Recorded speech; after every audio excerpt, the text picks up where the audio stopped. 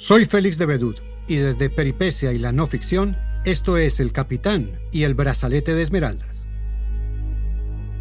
Episodio 5. La derrota. El jueves 28 de mayo, Bobby Moore completaba su cuarto día de arresto. Esa mañana, a las 7:15, salió de la casa de Alfonso Senior rumbo a la sede del club Los Millonarios para hacer un poco de ejercicio. Pese a su condición de detenido, Moore se movía con relativa libertad.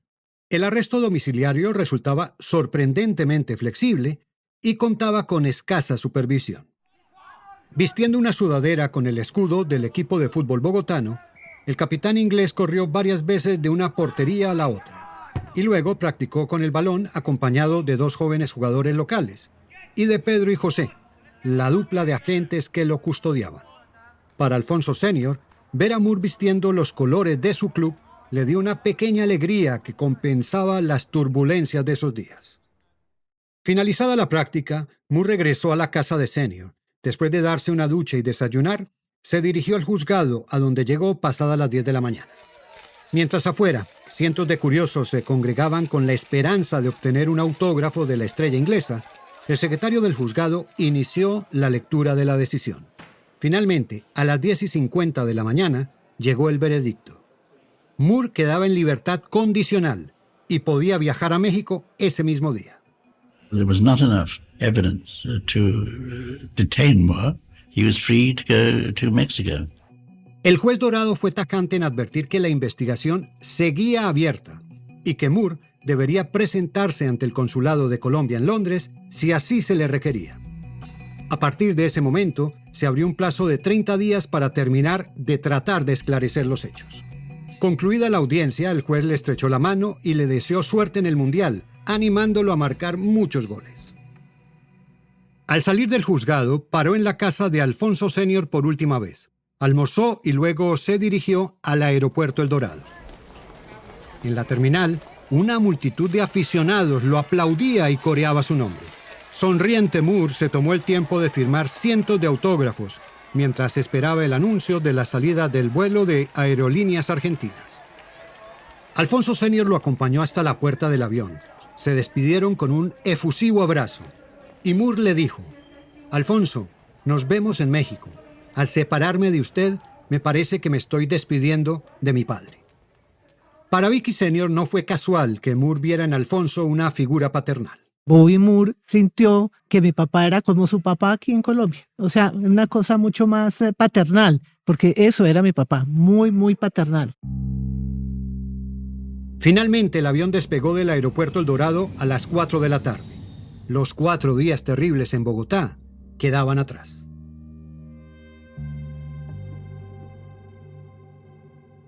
Tras aterrizar en Ciudad de México y pasar la noche allí, al día siguiente se reencontró con la delegación inglesa en Guadalajara. El capitán inglés no pudo dejar de emocionarse con el recibimiento. Con el capitán de vuelta al fútbol, todo pareció regresar a la normalidad con el equipo inglés. Los dirigidos de Ramsey disputarían uno de los grupos más difíciles del torneo, enfrentando a Rumania, Checoslovaquia y Brasil. Nada menos que el Brasil de Pelé, el Brasil 70. Mientras tanto, en el ámbito diplomático, el canciller colombiano Alfonso López Michelsen envió un mensaje a su homólogo británico en el que expresaba su satisfacción con que el incidente se hubiera resuelto de manera favorable para Moore. No hubo pues animadversión ni confabulación deportiva contra el campeón mundial, representante de los colores de Inglaterra, por el cual nuestro público siente una gran simpatía, sino la simple investigación de un incidente penoso que afortunadamente fue resuelto rápida y favorablemente, en el sentido que vuestra excelencia conoce por la justicia colombiana. De todas maneras, a pesar del favoritismo de los ingleses y de todo el revuelo para concretar la libertad a tiempo de su capitán, el equipo no logró conseguir de nuevo la Copa del Mundo. Tras caer frente a Brasil en un partidazo y vencer a Rumania y Checoslovaquia en la fase de grupos, Inglaterra avanzó a cuartos de final. Allí se midió ante Alemania en un intenso partido que finalizó 3-2 a favor del conjunto alemán en tiempo suplementario. El campeonato mundial fue para Brasil, que se impuso 4-1 a Italia ante más de 100.000 espectadores en el Estadio Azteca. Ese Brasil que algunos consideran el mejor equipo de la historia y marcó el punto máximo de un rey, el Rey Pelé.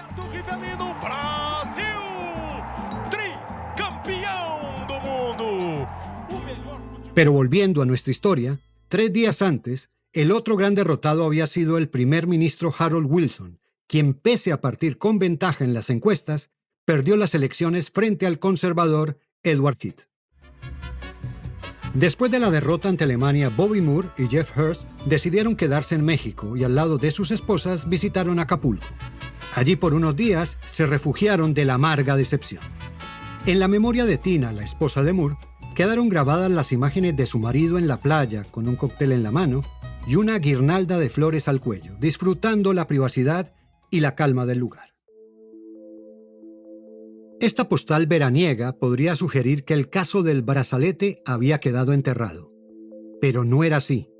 La investigación criminal iniciada en Colombia continuaría perturbando al capitán inglés como una incómoda amenaza que en cualquier momento podía reaparecer. La decisión de conceder la libertad provisional a Moore había sido apelada por ambas partes, por lo que el caso pasó a manos del Tribunal Superior de Bogotá.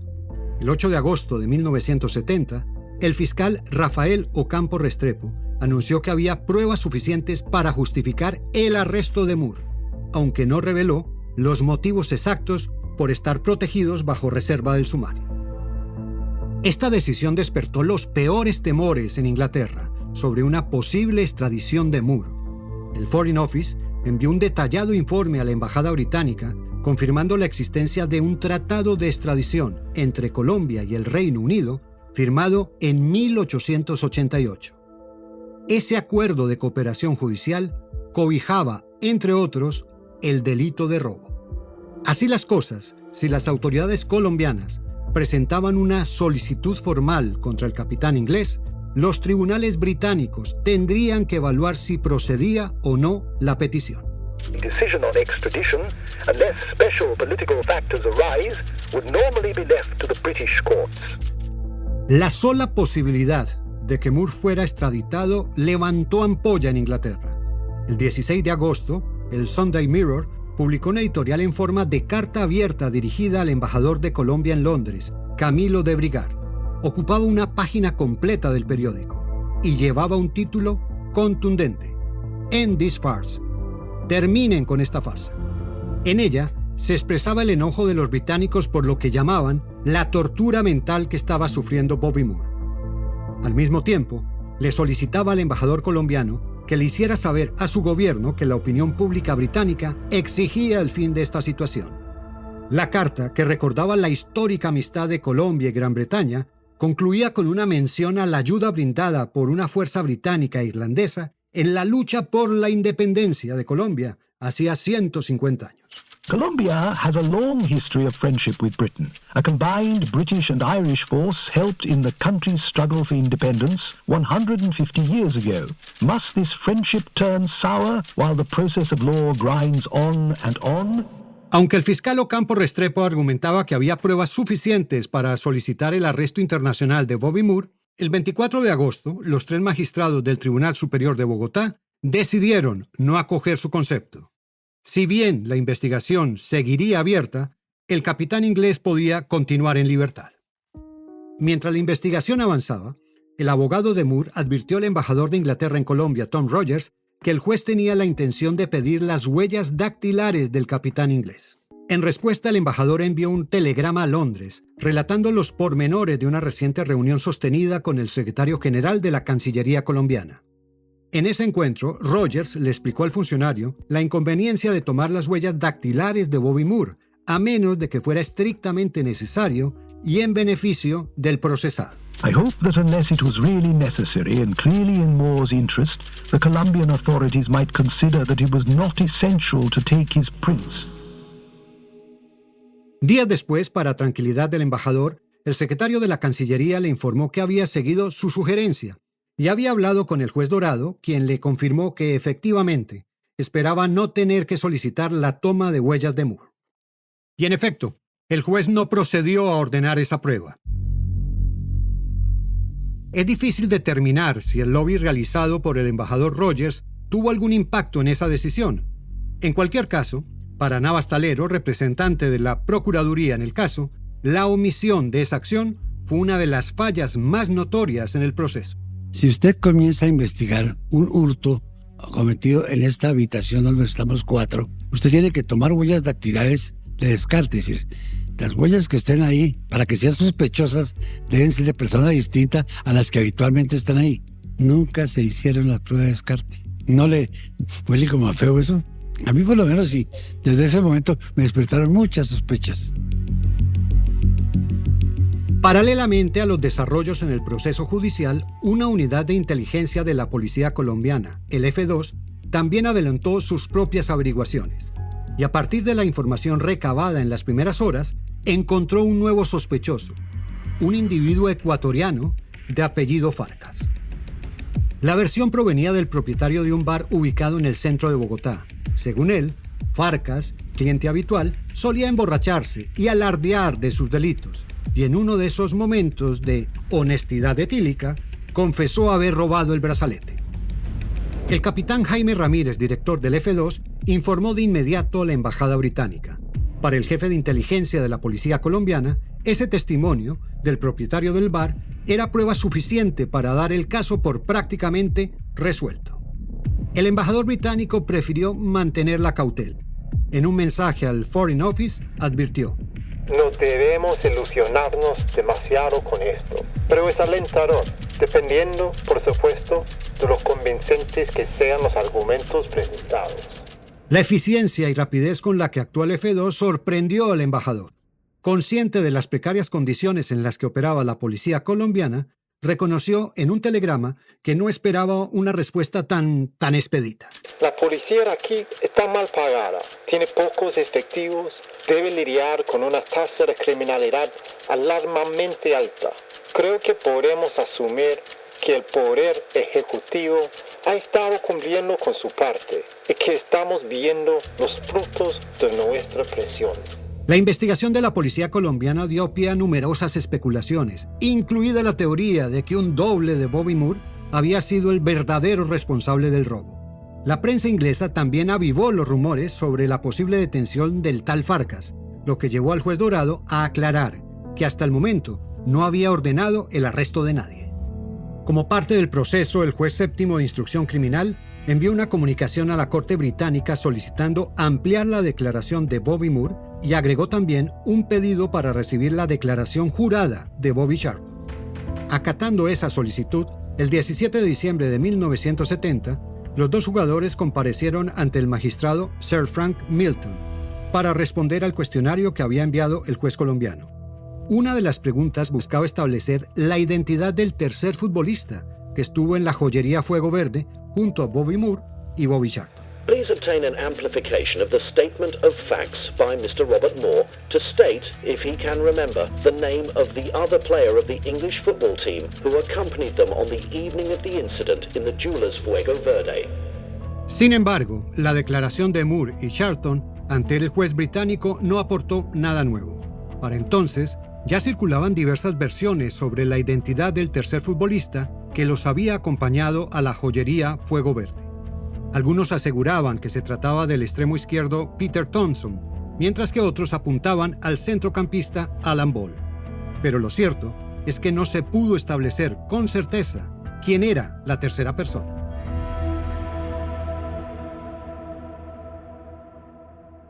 Un año después, el 31 de diciembre de 1971, Bobby Moore escribió una columna en el Daily Mirror, en la que, con humor, contó que por Navidad le había regalado un brazalete a su esposa, aunque aclaró que no tenía esmeraldas y que lo había comprado en una joyería en Londres. También expresó que su mayor deseo para el año nuevo era que la investigación sobre el incidente del brazalete en Bogotá confirmara, de una vez por todas, su inocencia. Sin embargo, su deseo de enterrar el amargo episodio no se cumplió. El proceso judicial continuó abierto durante 4 años más, con varios altibajos. En noviembre de 1972, el juez José Alfonso Ríos declaró a Moore libre de toda culpabilidad y archivó los cargos. Sin embargo, un año después, el Tribunal Superior de Bogotá revocó la decisión de primera instancia.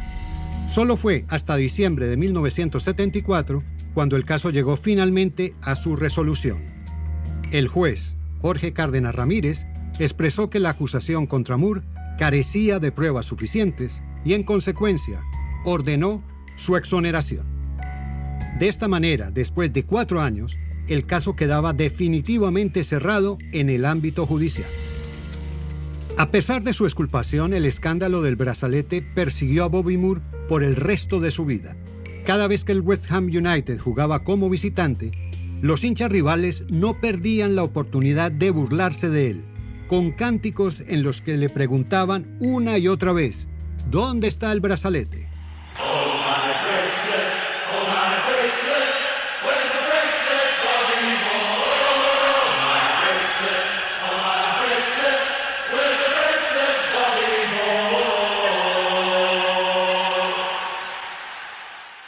A los 32 años, los mejores momentos de Bobby Moore con la selección inglesa comenzaban a quedar atrás.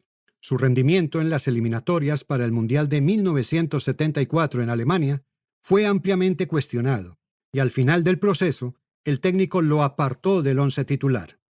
Inglaterra no consiguió la clasificación para el torneo, y esa eliminación representó el cierre de su exitosa carrera vistiendo los colores de su país. Al año siguiente, Moore puso fin a su etapa en el West Ham United, club en el que había jugado durante 16 años, y fichó por el Fulham, donde disputó 3 temporadas. Bobby Moore, now of Fulham, came to say goodbye some 15 and a half years since making his first appearance for West Ham.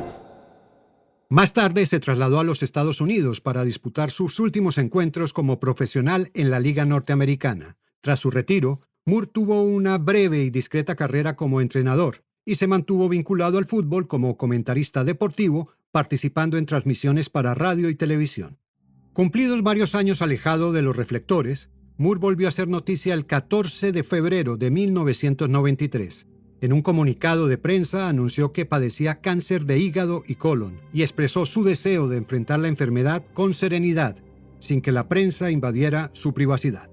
Tan solo 10 días después, el 24 de febrero de 1993, el legendario capitán inglés falleció a los 51 años. Con la muerte de Bobby Moore se cerró un capítulo importante en esta historia.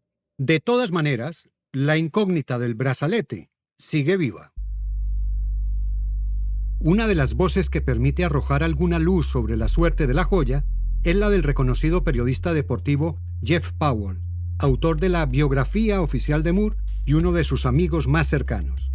El vínculo era tan estrecho que Moore fue padrino de boda de Powell y a su vez Powell fue padrino en la segunda boda de Moore. En su libro, Powell hace un completo recorrido por la vida y carrera deportiva del capitán inglés. Aunque el incidente de Bogotá no ocupa un lugar protagónico, un detalle llamativo emerge al contrastar diferentes ediciones. En la versión original publicada en 1976, Moore afirma categóricamente que nunca hubo un brazalete y que todo fue una trampa. I knew right then it was a frame-up. There never was a bracelet. Sin embargo, cuando el libro fue reeditado tras la muerte del capitán inglés, esa frase desapareció del texto.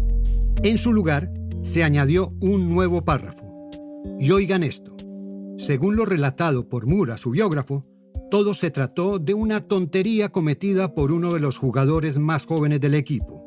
Una travesura con consecuencias desafortunadas. Perhaps one of the younger lads with the squad did something foolish, a prank with unfortunate consequences. Powell afirma que Moore decidió asumir la responsabilidad como capitán del equipo, ya que de no hacerlo, las consecuencias habrían sido muy graves. El abogado Navas Talero también sostiene la hipótesis de que el robo del brazalete fue una especie de travesura que se salió de control. Para mí todo esto comenzó como una jugarreta que se les convirtió en una bola grande. Yo siempre supuse que uno de esos jóvenes futbolistas había tomado originalmente eso sobre pretexto de hacer una broma porque no pensaron que fuera tan caro. Ahora, ¿quién cogió la pulsera? Si yo hubiera podido saber. Pero que uno de ellos se la llevó. Navas Talero, hay que anotar, lo dice más como una corazonada y no tanto como una teoría basada en pruebas del expediente judicial. Pero hay indicios que le dan solidez a este pálpito.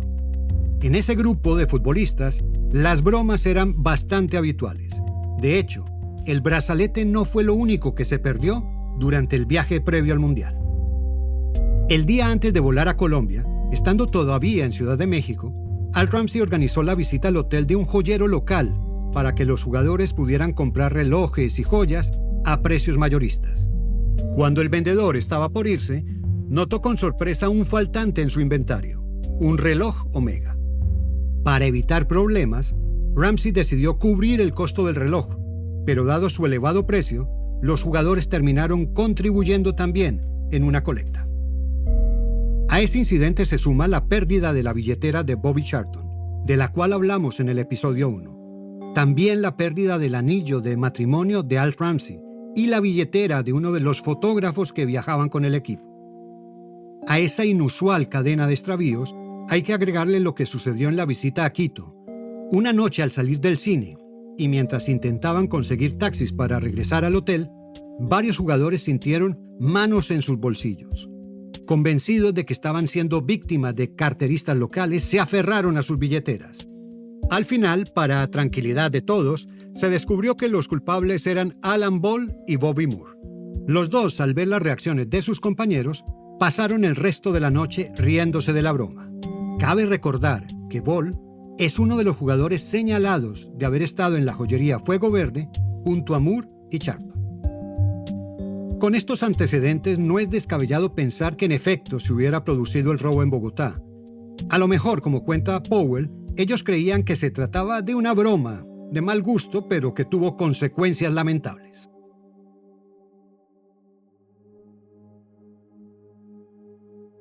En el mundo del derecho hay una frase que dice: el tiempo que pasa es la verdad que huye.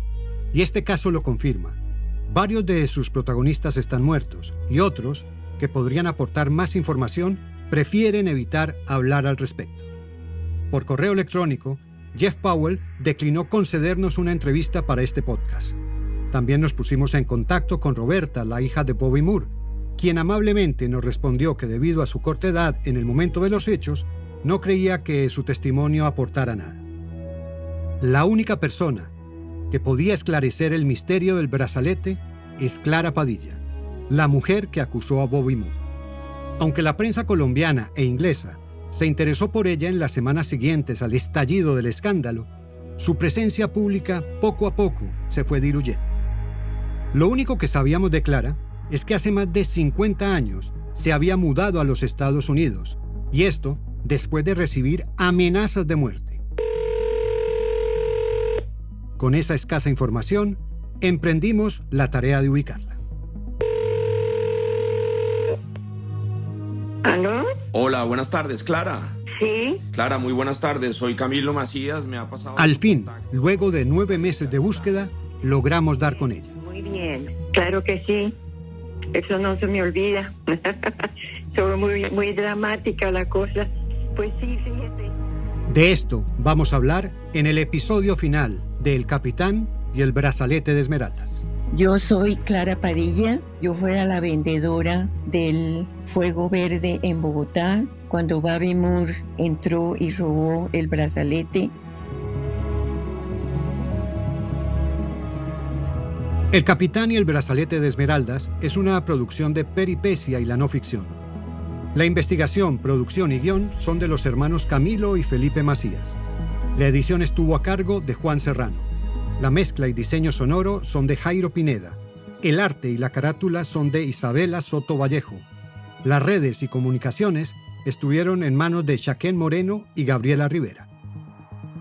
En este episodio utilizamos fragmentos de archivo de el documental Three Lions de la BBC, el partido Brasil-Italia final del Mundial México 1970, el video Bobby Moore, West Ham United de Vision Sports TV. Un agradecimiento a James Bargent, quien nos ayudó con la lectura de unos fragmentos de las cartas. En este episodio incluimos recreaciones de la carta enviada por el canciller Alfonso López Michelsen a su homólogo británico, publicada por el diario El Tiempo el 30 de mayo de 1970. La voz es interpretada por Camilo Macías. Mi nombre es Félix de Bedut. Gracias por escuchar.